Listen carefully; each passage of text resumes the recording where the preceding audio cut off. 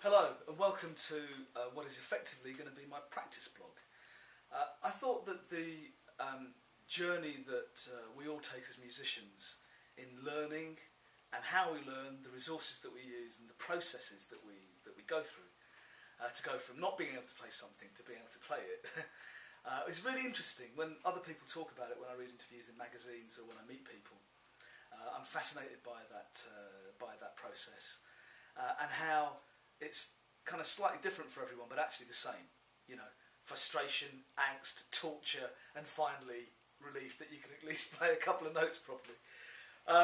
So what I'm doing with this series, to start with, I'm going to be taking you through the journey that I've had with this classical guitar.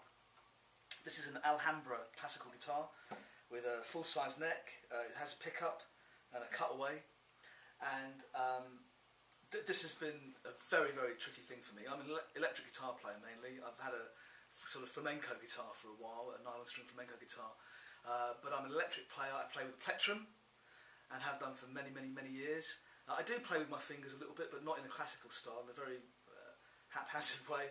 I'm also self-taught, never had guitar lessons or music lessons. So for me, anything has been any learning has been a real challenge, and it's been about the hunger to get better.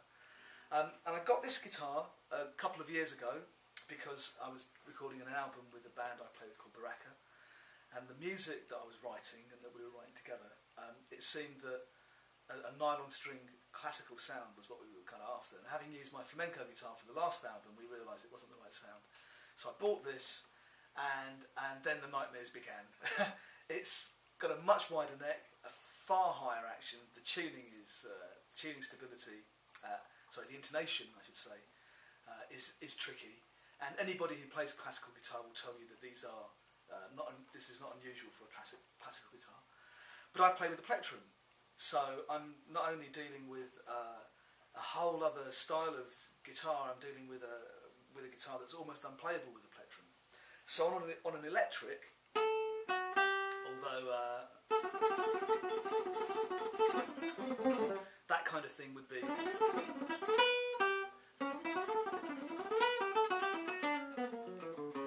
would be relatively easy on an electric. On any acoustic it would be a little bit harder, but on this it becomes pretty much impossible, especially on the lowest strings.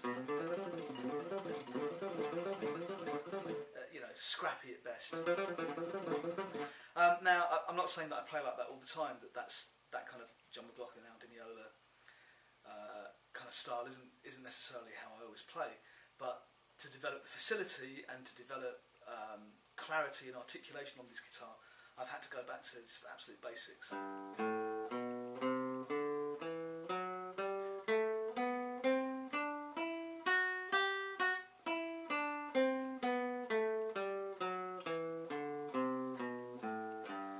I've really had to play with a metronome and just work on my picking, go back to that fine detail stuff which I haven't done for years. I'm pretty much at home for the last 3 months since December of 2012. I haven't had an electric out at home, hardly. I can't remember the last time I had an electric at home waiting to be played. All my work, any practicing that I've had, has been done on this. And of course this is the other challenge. Most people after a certain age, and especially professional musicians who earn their living through it, time is really the most difficult thing to find.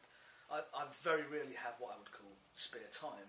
I have to make time to practice. There's never enough time to practice. And yet I'm trying to get better at a lot of different things. So it's a slow process, it's torturous, it's arduous, but it really ultimately is so rewarding. But I wanted to share with you my journey on this guitar, particularly because it's been so tricky. It's kind of...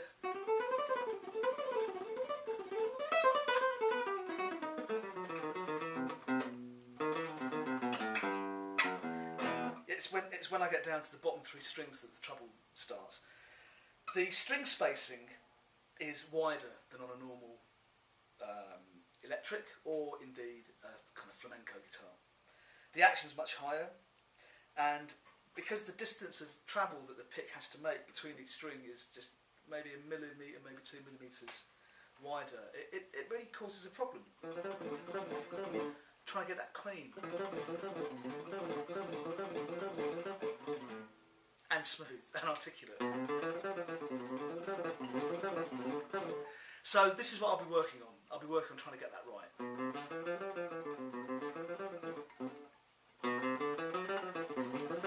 And the other thing that I should make clear is I don't actually play like that generally. I don't play totally alternate picked. On the electric, my playing is much more legato, although I have my alternate picking kind of, you know, things.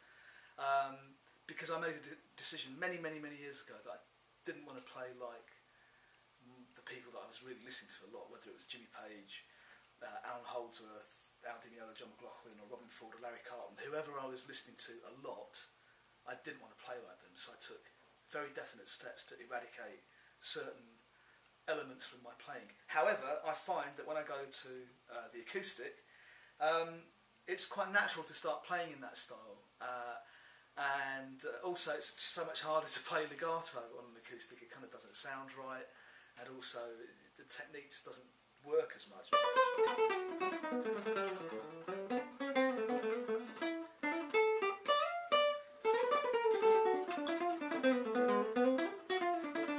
I suppose I could do it.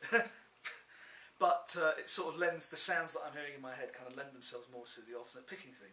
So consequently, what I'm going to be aiming to do on this guitar is pick very fluently long, smooth, articulate and clear passages of alternate picking. I can't even get started. So I'll be looking at that, and I'm letting you into the deepest, darkest areas of fail. This is all fail. But I think it's important to see people not only doing things amazingly, but also the process that they take to get to that stage. So I hope you enjoy this. I hope it's not too boring, and I'm really very glad that you're coming with me on this tortuous journey of learning. And also, please, I love hearing from people. So add me on Facebook. Follow me on Twitter, and email me and get in touch. I love talking to people about the guitar. I love talking to other guitarists, other musicians. I love talking about music, about the guitar, and it's always great to hear from people. So please do get to know me in that way, so that I can get to know you, and